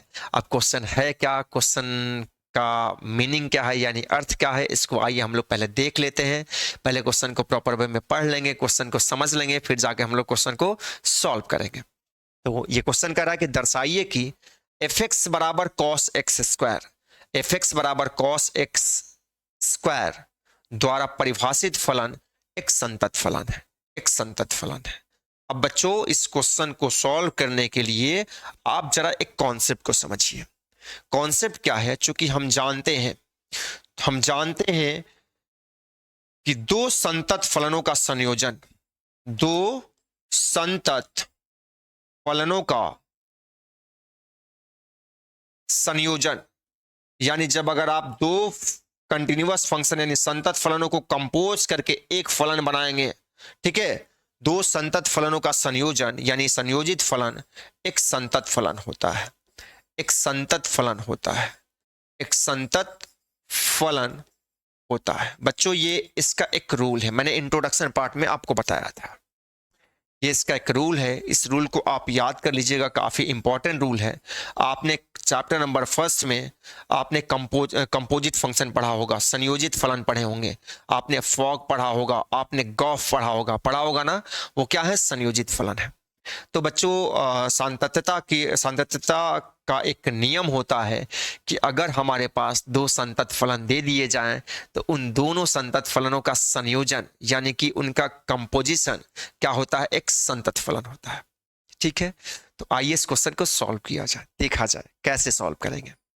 अब जरा गौर से देखना बच्चों, गौर से आपको ये देखना है, आप जानते हो बच्चों चूंकि आपको फलन क्या दिया गया है, एफ एक्स बराबर क्या दिया है, कॉस एक्स स्क्वायर। बच्चों इसको देखने के बाद हमें ऐसा लग रहा है कि ये फलन क्या है, एक संयोजित फलन है, एक कंपोजिट फंक्शन है। ये किन किन फलनों का संयोजन है अब मैं आपको बता दे रहा हूं, जरा गौर से देखिए, जरा गौर से देखो बच्चों। मैंने माना यहां पे मैंने माना कि एच एक्स बराबर कॉस एक्स। देखो बच्चों जरा गौर से देखो, इधर आओ, ये कॉस एक्स स्क्वायर है, कॉस एक्स स्क्वायर, इसमें दो फलन आए हैं बच्चों, एक फलन आया है कॉस एक्स और दूसरा फलन आया है एक्स स्क्वायर, यानी ये फलन इन दोनों फलनों का संयोजित फलन है। ठीक है, मैंने माना एच एक्स बराबर कॉस एक्स तथा जी एक्स बराबर एक्स स्क्वायर। ठीक, मैंने मान लिया, हमने ये ऑब्जर्व किया, आपको ये आना चाहिए कि ये फलन कंपोजिट फलन है कि नहीं है, ये आपको जाना में से आपको चेक करने आना चाहिए। हमने देखा कि ये cos एक्स स्क्वायर, इसमें दो फलन आए हैं, एक cos एक्स आया, एक एक्स स्क्वायर आया, दोनों को कंपोज करके एक सिंगल फंक्शन बनाया गया। यानी कि बच्चों तब आप ये कह सकते हो यहाँ पे कि hog x का मतलब होता है बच्चों h ऑफ जी एक्स। क्या होता है, h ऑफ जी एक्स, यानी आप h फलन में gx फलन रखोगे तो h फलन तो h तो h ही हो गया, gx फलन क्या है बच्चों, एक्स स्क्वायर। अब h फलन में अगर यहाँ पे x है तो यहाँ x आया, यहाँ t रख दोगे यहाँ t आ जाएगा, यहाँ x स्क्वायर रख दोगे यहाँ x स्क्वायर आ जाएगा, तो आप x स्क्वायर ही रखना है, तो आपने x स्क्वायर रखा बच्चों, तो क्या आ गया, cos x स्क्वायर आ गया। अब आपने क्या देखा बच्चों, आपने ये देखा कि ये hog x, आपने ये देखा कि ये hog x क्या है, fx के बराबर है, fx आपका यही है ना, बिल्कुल, यानी कि fx के बराबर है। यानी ये क्लियर है, हमने ये स्पष्ट कर दिया है कि यहां पर जो fx है वो दो फलनों का संयोजन है, यानी कि हमारे पास एक g फलन आया है और एक h फलन आया है, इन दोनों फलनों का संयोजन क्या है, fx है। बात समझ आ गई? अब देखिए, अब आइए इधर आइए बच्चों, चूंकि हम जानते हैं, क्या जानते हैं, क्योंकि हम जानते हैं कि एच एक्स बराबर कॉस एक्स बराबर क्या है, कॉस एक्स एक संतत फलन है, यानी प्रत्येक वास्तविक संख्या पर संतत है, प्रत्येक x बिलोंग्स टू r, प्रत्येक वास्तविक संख्या यानी प्रत्येक x बिलोंग्स टू r पर संतत है, तथा इसके साथ ही साथ बच्चों, इसके साथ ही साथ हमें यह भी मालूम है, हम ये भी जानते हैं कि gx बराबर एक्स स्क्वायर भी क्या है, ये भी प्रत्येक x यानी कि सभी वास्तविक संख्या प्रत्येक x बिलोंग्स टू r पर संतत है। मालूम है आपको? मालूम है, बिल्कुल मालूम है। तब बच्चों, तब आप ये कह सकते हो, आप इस रूल के अकॉर्डिंग तब आप ये कह सकते हो कि इसलिए आप ये कह सकते हो कि दो फलनों का संयोजन यानी कि hog x भी क्या है, hog x क्या आया है, cos x स्क्वायर ना, cos x स्क्वायर भी क्या है, भी प्रत्येक x बिलोंग्स टू r पर संतत है, यानी कि बच्चों अब आप ये कह सकते हो, जब आपने hog x को दिखा दिया, hog x ही तो fx है, बिल्कुल यहां देखिए ना, hog x ही तो fx है, तब तो आपने दिखाई दिया ना, आपने ये तो कंफर्म कर दिया, कि इसलिए fx क्या है, एक संतत फलन है, प्रत्येक वास्तविक संख्या पे संतत फलन है। बात समझ आई बच्चों? क्लियर हो गया? सिद्ध हुआ? बिल्कुल सिद्ध हुआ। आप यहां पे हंस प्रूव्ड यानी इति सिद्धम लिख सकते हो, क्योंकि आपको दिखाना है, आपको सिद्ध करना है। ठीक है, तो मुझे उम्मीद है बच्चों इस क्वेश्चन का सॉल्यूशन समझ में आ गया होगा। इस क्वेश्चन को मैंने बहुत ब्रॉड नहीं किया, बिल्कुल आसानी से प्रॉपर्टी के बेस पे मैंने इसको छोटा करके आपको समझा दिया। तो आप इस क्वेश्चन को प्रैक्टिस कर लीजिएगा, क्योंकि इस टाइप के भी क्वेश्चन बोर्ड एग्जाम में आते हैं बच्चों। ठीक, अब मैं मूव करता हूं बच्चों क्वेश्चन नंबर नेक्स्ट की ओर।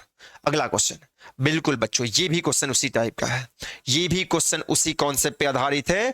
अब आप जान चुके हो कि दो संयोजित फलनों का दो संयोजित संतत फलन अगर है तो उनका संयोजन भी क्या होता है, एक संतत फलन होता है। अब जरा बच्चों देखो यहां पे क्या दिया है, एफ एक्स बराबर क्या दिया है, mod of cos x, mod of cos x, mod cos x. अब बच्चों जरा गौर से देखो, ये मॉड कॉस एक्स जो है ना, ये मॉड कॉस एक्स, ये भी दो फलनों का संयोजन है। एक इसमें आया बच्चों मॉड एक्स और दूसरा आया कॉस एक्स। ठीक, तो जरा गौर से देखो, वही काम करेंगे हम लोग जो लास्ट वाले क्वेश्चन में हम लोगों ने करा था। मैं यहां मानूंगा कि माना हमारे पास एक फलन आ गया एच एक्स बराबर मॉड एक्स, तथा दूसरा फलन क्या आ गया बच्चों, जी एक्स बराबर कॉस एक्स। ठीक, जी एक्स बराबर कॉस एक्स। अब देखो क्या होगा, अब यहीं पे कहानी में ट्विस्ट है। अब आप जानते हो यहां पे कि आप यहां फाइंड करो क्या हॉग एक्स, क्या हॉग एक्स। आप एक बार सोच के देख लेना कि कैसे किसको किसको कंपोज करेंगे तो हमें एफ एक्स मिल जाएगा। जब हॉग एक्स को हम लोग कंपोज करेंगे तो इतना हमें मिल जाएगा, इसलिए मैंने यहां पे हॉग एक्स किया। हॉग एक्स को आप क्या लिखोगे, एच ऑफ जी एक्स। ठीक है, एच ऑफ जी एक्स। अब एच फलन में जी एक्स फलन यानी कि कॉस एक्स रखा जाएगा। अब बच्चों आप देख सकते हो यहाँ एच एक्स में एक्स है तो यहाँ मॉड एक्स, यहाँ कॉस एक्स लिख लोगे तो ये मॉड कॉस एक्स हो जाएगा। यानी कि ये क्या हो जाएगा, ये क्या हुआ, जरा गौर से देखिएगा, ये हो जाएगा बच्चों आपका मॉड कॉस एक्स। यानी कि बच्चों किसके बराबर आ गया, ये एफ एक्स के बराबर आया कि नहीं आया, ये एफ एक्स के बराबर आया कि नहीं आया, बिल्कुल आ गया। यानी कि तब आप बच्चों कह सकते हो कि ये हॉग एक्स ही क्या है, ये हॉग एक्स ही बच्चों एफ एक्स है। क्या है, एफ एक्स है। अब क्या करना होगा, अब आपको ये बताना होगा, जरा देखिए अब आप क्या करेंगे। अब चूंकि आप जानते हो बच्चों, आप अच्छी तरह जानते हो, आपको मालूम है, चूंकि आपको मालूम है कि एच एक्स बराबर मॉड एक्स, एच एक्स बराबर मॉड एक्स क्या है, प्रत्येक वास्तविक संख्या यानी कि प्रत्येक एक्स बिलोंग्स टू आर पर संतत है, आर पर संतत है बच्चों, आपको मालूम है। ठीक है, उसी तरह आप ये भी जानते हो कि जी एक्स बराबर कॉस एक्स, जी एक्स बराबर कॉस एक्स भी क्या है, ये भी प्रत्येक एक्स बिलोंग्स टू आर पर संतत है, आर पर संतत है। बात समझ आ गई। तो जब ये दोनों फलन अलग अलग क्या है, सभी वास्तविक संख्या पर संतत है, तो इनका कंपोजिशन भी तो एक संतत फलन होगा, बिल्कुल। तब आप इस बेस पे बच्चों आप ये कह सकते हो, आप ये कहने के काबिल बन गए हो कि तब आप कह सकते हो कि हॉग एक्स बराबर क्या है, हॉग एक्स बराबर क्या आया बच्चों, mod cos x. Mod cos x भी क्या है, प्रत्येक वास्तविक संख्या यानी कि प्रत्येक एक्स बिलोंग्स टू आर, प्रत्येक एक्स बिलोंग्स टू आर पर संतत है। यानी कि बच्चों हमने ये प्रूफ कर दिया है कि ये फलन क्या है, प्रत्येक वास्तविक संख्या पे संतत फलन है। बात समझ आ गई, क्लियर हुआ। ये दोनों क्वेश्चन क्या है बच्चों, अलग टाइप के हैं ना, बिल्कुल अलग टाइप के हैं। अब आपको ये अंदाजा लग गया होगा कि ऐसे इस क्वेश्चन को हमें सॉल्व करना है, तो आपने देख लिया। अब हम लोग बच्चों, अब बारी है क्वेश्चन नंबर 33 की। क्वेश्चन नंबर 33 भी देख लिया जाए, 33 भी देख करके इसको भी सॉल्व कर लिया जाए। ये क्वेश्चन क्या कर रहा है जरा गौर से देख लिया जाए। बच्चों क्वेश्चन नंबर 33, ये इसमें दो क्वेश्चन है बच्चों, ये में प्रिंट हुआ है। यहाँ पे हमें एक फलन ये दिया गया है, ये क्वेश्चन नंबर 33 ये है, और ये बच्चों जो है क्वेश्चन नंबर 34 है। तो सबसे पहले मैं बात करता हूँ बच्चों 33 के सॉल्यूशन का। क्वेश्चन नंबर 33 के सॉल्यूशन को हम लोग देख लेते हैं। यहाँ पे हमें फलन क्या दे रखा है, जरा गौर से देखिएगा बच्चों।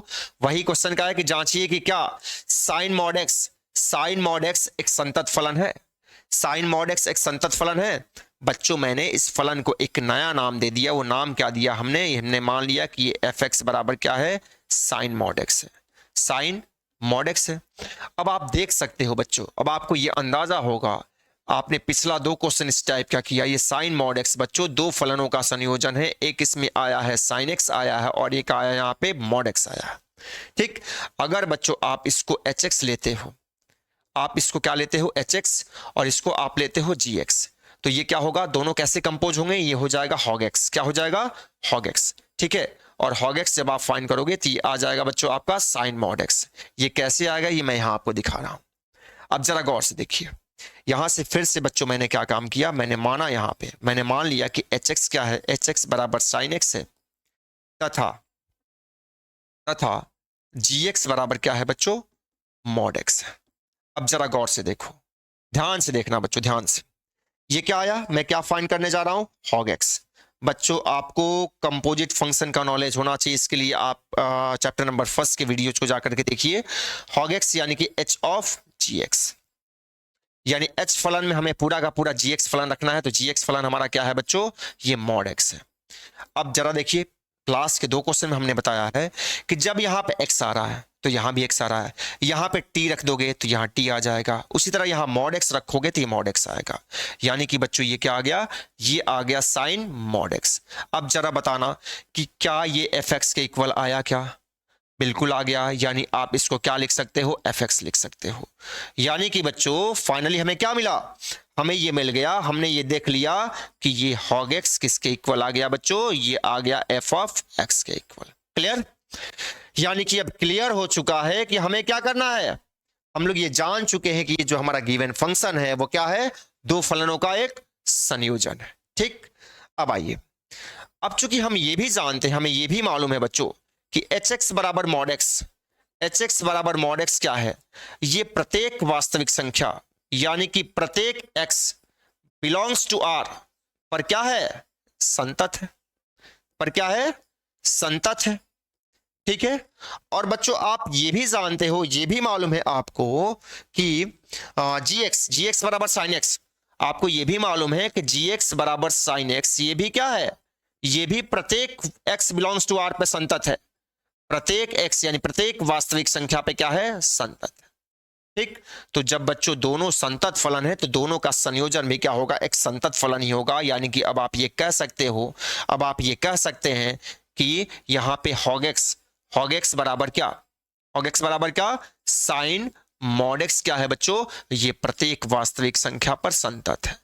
प्रत्येक वास्तविक संख्या, प्रत्येक वास्तविक संख्या यानी कि प्रत्येक x बिलोंग्स टू r, प्रत्येक x बिलोंग्स टू r पर संतत है, संतत है। इस तरह बच्चों क्या हुआ, इस तरह बच्चों ये सिद्ध हुआ। यानी कि आप लास्ट में क्या लिख दो, इति सिद्धम। क्या लिखोगे, इति सिद्धम मत लिखना मत भूलना बच्चों। ठीक, बात समझ आ गई। अब बच्चों हम लोग चलेंगे इस एक्सरसाइज के लास्ट क्वेश्चन की ओर। बहुत लंबा चला बच्चों, बहुत लंबा, काफी क्वेश्चंस थे इसमें। अब हमें आना है क्वेश्चन नंबर 34 पे। ये क्या कह रहा है, ये कह रहा है कि एफ एक्स बराबर, बच्चों यहां में स्प्रिंट हुआ है, ये इक्वल का साइन है, एफ एक्स बराबर mod x minus mod x plus 1 द्वारा परिभाषित फलन एफ के सभी हमें क्या ज्ञात करना है, एफ के सभी असांतत्य बिंदुओं को ज्ञात कीजिए, एफ के सभी असांतत्य बिंदुओं को ज्ञात कीजिए। कोई बात नहीं बच्चों, कोई बात नहीं, यहां पे दो फलन क्या हो रहे हैं, दो फलन यहां पे सबट्रैक्ट हो रहे हैं, यानी कि अंतर निकाला जा रहा है। आइए इसको भी देख लिया जाए। जब सारे क्वेश्चन हम लोगों ने कर ही लिया है तो क्वेश्चन नंबर 34 को भी देख लिया जाए। क्वेश्चन है, हमें दिया गया है एफ एक्स बराबर, एक बार क्वेश्चन देख लूं, क्वेश्चन शायद सही है, हाँ सही है, means mod x minus mod x plus 1, mod x minus mod x plus 1 है क्या, आई थिंक यस प्लस 1। अब देखो बच्चों, अब क्या करेंगे, हमसे पूछा गया है कि इस फलन के सभी असांतत्य बिंदुओं, फलन f के सभी असांतत्य बिंदुओं को ज्ञात कीजिए, सभी असांतत्य बिंदुओं को ज्ञात कीजिए। आइए बच्चों देखते हैं। एक यहां पे इसके सॉल्यूशन में एक काम हम लोग करते हैं। मैंने क्या काम किया, मैं यहां पे मान ले रहा हूं कि gx बराबर मॉड x तथा hx बराबर मॉड x प्लस 1। अब क्या होगा, तब यहां क्या होगा बच्चों, तब आप क्या यहां से fx बराबर क्या लिख सकते हैं, gx माइनस hx लिख सकते हैं क्या, बिल्कुल लिख सकते हैं। और बच्चों आपको एक प्रॉपर्टी मालूम है, आप जानते हो बच्चों कि आप जानते हो कि दो संतत फलनों का अंतर, दो संतत फलनों का अंतर एक संतत फलन होता है, एक संतत फलन होता है, एक संतत फलन होता है। ये बच्चों आपको मालूम है। अगर जिसको नहीं मालूम है वो इस चैप्टर के इंट्रोडक्शन पार्ट वाले लेक्चर्स को जाकर के देख लेगा तो उसको समझ में आ जाएगा। ठीक, अब आइए, अब बच्चों मैं किसकी सांतत्यता प्रूव कर रहा हूं? जीएक्स फलन की। किसकी? सबसे पहले मैं बात करने वाला हूं, अब मैं लेता हूं बच्चों, अब मैं यहां लेता हूं जीएक्स बराबर मॉड एक्स को। ठीक, इसकी सांतत्यता की जांच कर रहा हूं। किस पे? यहां पे कोई बिंदु तो दिया नहीं गया है, यहां पे कोई पॉइंट नहीं दिए गए हैं। जब पॉइंट नहीं दिए गए इसका मतलब क्या? कि इसके पूरे प्रांत पे इसकी सांतत्यता की जांच करनी होगी, यानी पूरी वास्तविक संख्या पे करनी होगी। इसके लिए हमें क्या करना होगा? मैंने मान लिया, यहां पे मैंने माना कि x बराबर a बिलोंग्स टू r। ये क्या है? एक वास्तविक संख्या है। अब बस बच्चों इसी वास्तविक संख्या पे इसकी सांतत्यता की मैं जांच कर लेता हूं। इसकी सांतत्यता की जांच करने के लिए मैं क्या निकाल रहा हूं? इस पे लिमिट निकाल रहा हूं, limit x tending to a। बच्चों डायरेक्ट सब्स्टिट्यूशन से लिमिट निकाल रहा हूं। fx, ये आ गया limit x tending to a, fx की जगह क्या? Mod x। अब आप डायरेक्ट सब्स्टिट्यूट करोगे तो मॉड a आ गया। ठीक, अब क्या करूंगा? अब बच्चों x बराबर a पे, अब मैं x बराबर a पे, हमने x बराबर a पे इसकी सीमा निकाल लिया। अब x बराबर a पे मैं इस फलन का नाम क्या है? gx, इसका मान निकाल रहा हूं, इसका मान निकाल रहा हूं। तो जब इसका मान निकालूंगा बच्चों तो ये क्या हो जाएगा? जी ए बराबर क्या आ गया? मॉड ए आ गया। अब आपने क्या देखा? आपने बच्चों ये देखा कि चूंकि यहां पे x बराबर a पे, यानी कि x बराबर a पे इस फलन की सीमा, x बराबर a पे इस फलन की सीमा x बराबर a पे फलन के मान के बराबर आ गया। अतः आप ये कह सकते हो बच्चों, अतः आप ये कह सकते हो कि gx क्या है? प्रत्येक वास्तविक संख्या पर संतत है, प्रत्येक वास्तविक संख्या पर संतत है, संख्या पर संतत है। ठीक है बच्चों, हमने क्या किया? हमने पहले फलन की सांतत्यता की जांच कर ली। अब बारी किसकी? अब दूसरे फलन की। अब मैं बात करता हूं किसका? hx की। आइए hx की भी बात कर लेता हूं। hx की सांतत्यता की जांच करी जाए, कैसे किया जाएगा? देखिए जरा, मैंने फलन लिया यहां से क्या? hx बराबर मॉड ऑफ x प्लस 1। बच्चों इसकी सांतत्यता की जांच करने के लिए भी हमें क्या करना होगा? हमें बस वही, यानी कोई एक वास्तविक संख्या लेनी पड़ेगी। यानी कि आप ले लो बच्चों, आप ले लो यहां से, मैं लिख रहा हूं माना x is equal to a belongs to r। अब इस x बराबर a पे इसकी सीमा मैं निकाल रहा हूं। सीमा क्या होगा बच्चों? Limit x tending to a hx। ठीक है, डायरेक्ट सब्स्टिट्यूशन से सीमा निकाल रहा हूं, limit x tending to a। यहाँ पे फंक्शन की परिभाषा x प्लस 1, यानी जब आप निकालोगे बच्चों तो ये मॉड x प्लस a आ गया। ठीक है, इसकी सीमा इतनी आ गई। अब क्या करूं? अब x बराबर a पे फलन का मान निकालूं। तो फलन का मान निकालने के लिए बच्चों hx फलन क्या है? hx बराबर है यहाँ पे मॉड ऑफ x प्लस 1। रखिए वैल्यू, जब आप निकालोगे तो ये क्या आ गया? मॉड ऑफ a प्लस 1 आ गया। ठीक, अब आप क्या लिखोगे यहाँ पे? अब आपको ये लिखना पड़ेगा। अब आप बताओगे कि चूंकि वी नो दैट मींस हमें ये मालूम है कि limit x tending to a hx, यानी x बराबर a पे इस फलन का सीमा x बराबर a पे फलन के मान के बराबर हो गया। अतः आप ये कहोगे बच्चों कि hx बराबर मॉड ऑफ x प्लस 1 क्या है? प्रत्येक वास्तविक संख्या पर संतत है, प्रत्येक वास्तविक संख्या पर संतत है, वास्तविक संख्या पर क्या है? एक संतत फलन, संतत। ठीक है, अब बच्चों आपने क्या देखा? अब आपने ये देख लिया कि gx बराबर मॉड x ये क्या है? प्रत्येक वास्तविक संख्या पे संतत है। यहां पे देखिए मैंने प्रूफ करके दिखाया है कि ये क्या है? gx प्रत्येक वास्तविक संख्या पे संतत है। उसके साथ ही साथ मैंने क्या काम कर लिया कि मैंने ये भी दिखा दिया कि ये जो hx फंक्शन है ये भी क्या है? प्रत्येक वास्तविक संख्या पे संतत है। और आपको ये रूल मालूम ही है। ये रूल क्या है? ये कहता है कि दो संतत फलनों का अंतर एक संतत फलन होता है। अतः बच्चों इस बेस पे अब हम ये कह सकते हैं, अब मैं नेक्स्ट पेज पे चलता हूं। अतः मैं ये कह सकता हूं कि आप ये कह सकते हो कि इसलिए यहां पे क्या हो गया? fx बराबर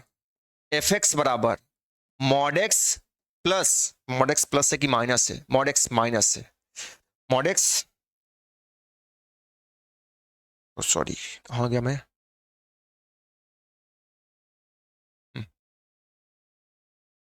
अच्छा इस पे आ जा रहा हूँ, कोई बात नहीं अभी।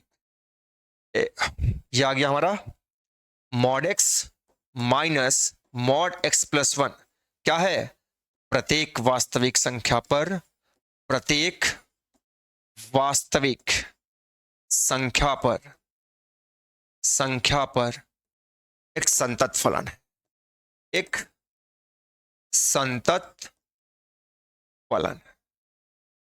बात समझ आई, क्लियर हो गया। इस तरह बच्चों हम लोग एक्सरसाइज 5.1 को आज पूरी तरह फिनिश कर लिए हैं। अब अगली बार ये बच्चों, अब हम लोग स्टार्ट करेंगे क्या, डिफरेंशियबिलिटी, जिसे हिंदी में क्या कहा जाता है, अवकलनीयता कहा जाता है। तो अब बारी है, यानी नेक्स्ट लेक्चर से हम लोग एक्सरसाइज 5.2 के इंट्रोडक्शन को पढ़ेंगे और इंट्रोडक्शन को पढ़ने के बाद 1 बाय 1 करके एक एक एक्सरसाइज को डिस्कस करेंगे। ठीक है बच्चों, फिर मिलते हैं। बच्चों मैं आप लोगों को एक इन्फॉर्मेशन देना चाहता हूं कि अगर आप पूरा कोर्स पढ़ना चाहते हैं तो आप अपने मोबाइल फ़ोन में मेधा एकेडमी ऐप डाउनलोड कर लीजिए और उसके साथ ही साथ आप उड़ान बैच में एडमिशन ले सकते हैं, जिसमें अभी 50% का ऑफ चल रहा है। अगर आप एडमिशन लेना चाहते हैं, अगर आप ऑफ चाहते हैं तो ये उसका रहा कोड, और आप इस कोड को अप्लाई करके 50% डिस्काउंट पा सकते हैं। और भी अगर कोई आप इन्फॉर्मेशन चाहते हैं तो जो ये स्क्रीन पे नीचे पट्टी चल रही है उस पर नंबर दिया गया है, उस पर आप या तो कॉल कर लीजिए या व्हाट्सएप कर लीजिए। और अगर आप एडमिशन लेते हो तो आपको पूरा कोर्स मिल जाएगा, यानी कि आपको physics, chemistry, maths, Hindi, English, bio सारे सब्जेक्ट मिल जाएंगे और उसके साथ ही साथ इन सारे सब्जेक्ट के हैंड रिटेन नोट्स भी मिल जाएंगे।